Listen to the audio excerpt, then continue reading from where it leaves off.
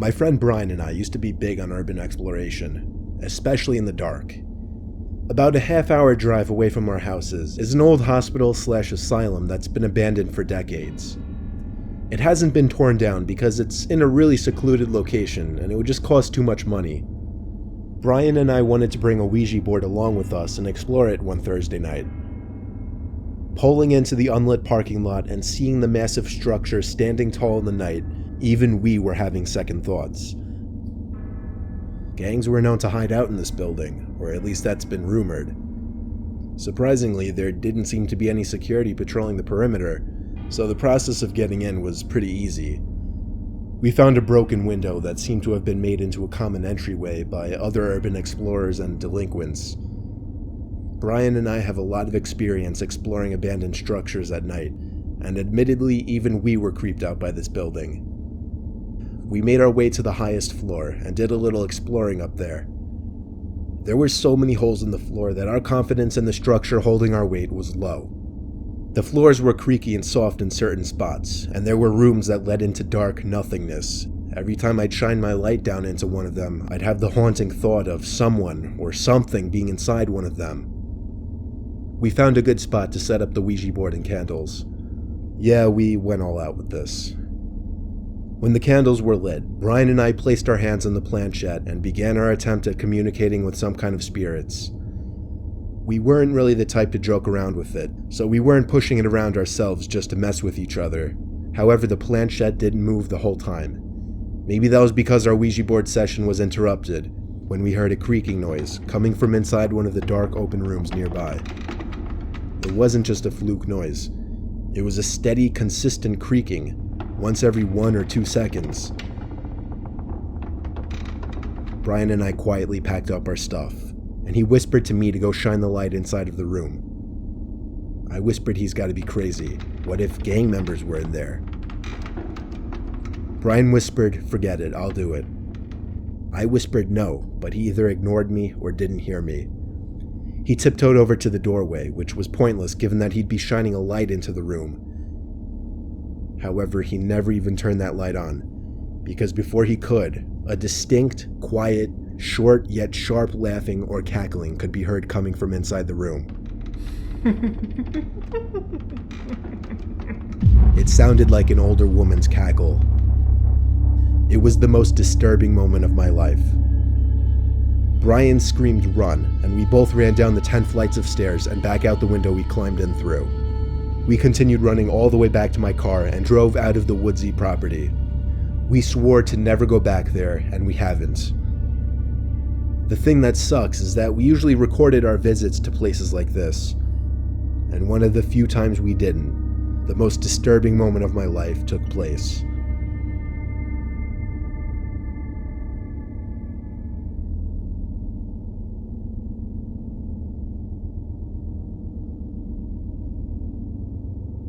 It happened one night when my parents and I were hearing noises coming from outside of our farmhouse. The best way I could describe the noises were various types of cracking and thud sounds.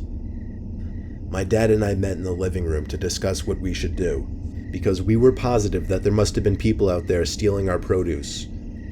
My dad ran to his gun closet and drew his shotgun, and together we stormed outside into the night, turning on all of the lights mounted on the outside walls of the house. My dad apparently saw somebody because he started yelling stop as he ran to the crops. I followed him, and I too started to spot legs running underneath the crops, the legs of 2 or more people.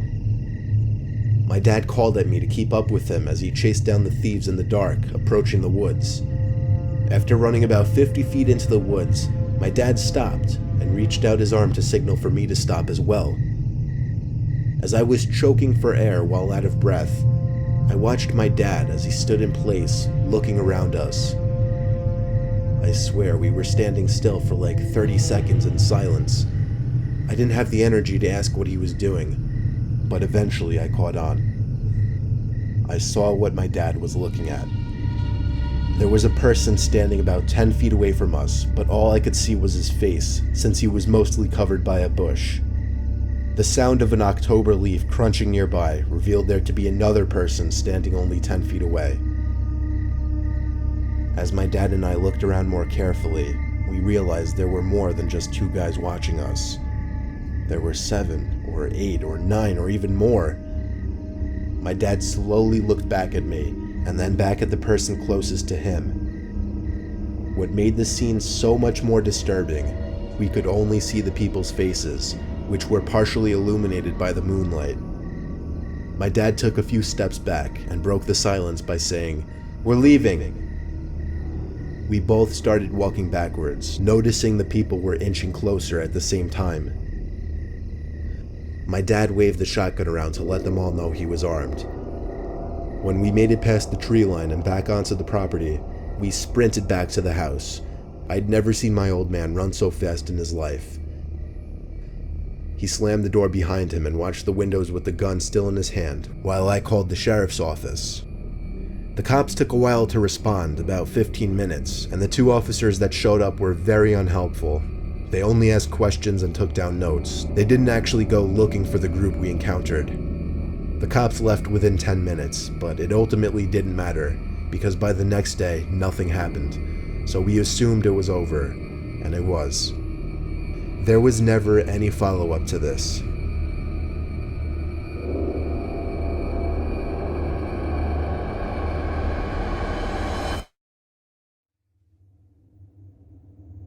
A friend and I were on a road trip from South Carolina to Jersey, where we'd be meeting with a bunch of friends. We left late in the day to avoid traffic. We were somewhere in Maryland when my friend had to get off the highway to find the nearest bathroom. I don't mean to piss, I mean he had the runs all of a sudden and needed to go really badly. We were driving around some desolate town looking for a place for him to go. There was practically no traffic and all the store lights were off. The place was a ghost town. The further from the highway we got, the quieter and creepier the surroundings got as well. Eventually we came across a small 24-hour ghetto-looking Dunkin' Donuts. It was an outlet though, so we had to pull around the strip to a basically hidden parking lot around back. There was not a single other car in the lot. It was so hidden that nobody would ever find it unless they were looking for it. We knew we were in a sketchy area, so I begged him to just hurry back.